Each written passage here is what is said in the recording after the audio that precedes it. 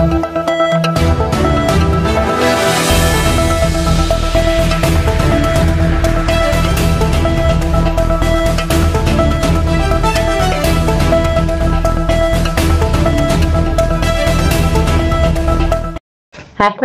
విమాన ప్రమాదంలో విమానంలో ఉన్న 241 మంది దుర్మరణం చెందడం చాలా బాధాకరంగా ఉందని తాండూర్ పట్టణ బీజేపీ నాయకులు అన్నారు. శుక్రవారం తాండూర్ బీజేపీ పట్టణ శాఖ ఆధ్వర్యంలో పట్టణంలోని అంబేద్కర్ చౌరస్తాలో క్యాండిల్తో శ్రద్ధాంజలి ఘటించారు. ఈ కార్యక్రమంలో పట్టణ బీజేపీ అధ్యక్షులు నాగరం మల్లేశం, మహిళా మోర్చా నాయకులు అంతరం లలిత, సాహు శ్రీలత, బీజేపీ నాయకులు తదితరులున్నారు.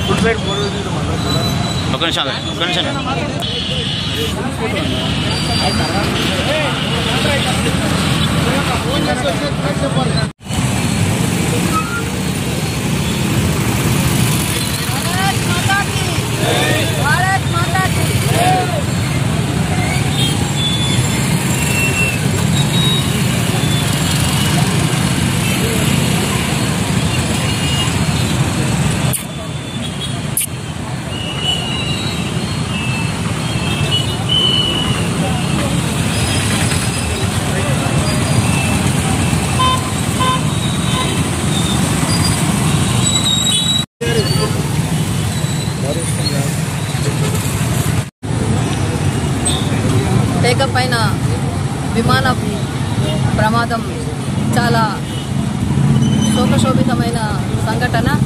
టేకప్ అయిన 6-7 నిమిషాల్లోనే అది కుప్పకూలి, 6-7 సెకండ్లలోనే అది కుప్పకూలి అందులో ఉన్న 242 మందితో పాటు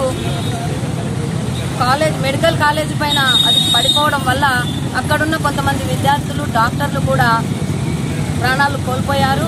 ఇంకొంతమంది చికిత్సలో ఉన్నారు.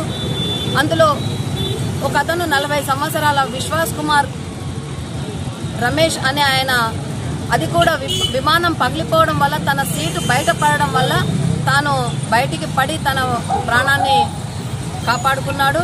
అదే రకంగా భూమి చౌహాన్ అనే ఒక మహిళ కూడా 2 సంవత్సరాల క్రితం లండన్ నుండి అహ్మదాబాద్కు వచ్చి 2 సంవత్సరాలు కుటుంబంతో సుఖ సంతోషాలతో గడిపి పోదామనే సమయంలో ఆమెకు అక్కడ లాంచ్ కావడానికి లేట్ అయింది కాబట్టి 2 సెకండ్లలో ఆమె రాలేకపోయింది. అది విమానం టేకప్ కావడం వల్ల తను తిరుగు ప్రయాణం చేసినందుకు ఆలస్యం అమృతం విషం అంటారు.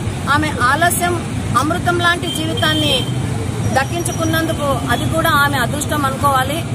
ఈ రకంగా ఆ యొక్క అహ్మదాబాదు విమానం పగిలిపోయి ముక్కలైపోయింది, శవాలు కుప్పలుగా బూడిదలైపోయాయి.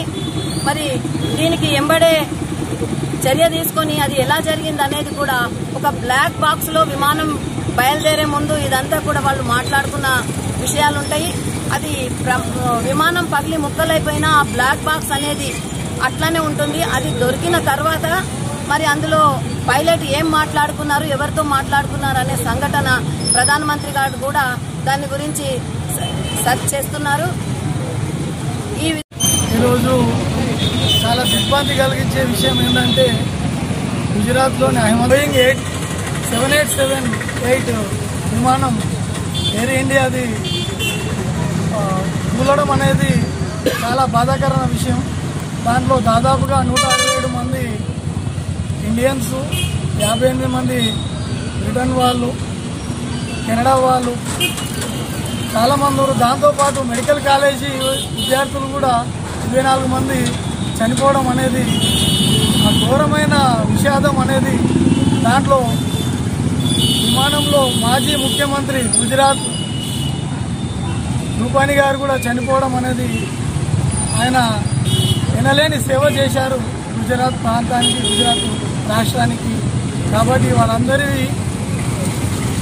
వాళ్ళందరికీ కూడా ఇదే మా యొక్క శ్రద్ధాంజలి ఘటిస్తూ వారు ఎక్కడున్నా వారి కుటుంబాలకు ధైర్యము, వాళ్ళకందరూ కూడా సంతాపం తెలియజేస్తూ ఆ దేవుడు ఎల్లవేళలా వాళ్ళ కుటుంబాలను రక్షించాలని చెప్పేసి ఆ భగవంతుని ప్రార్థిస్తూ అందరికీ నమస్కారం.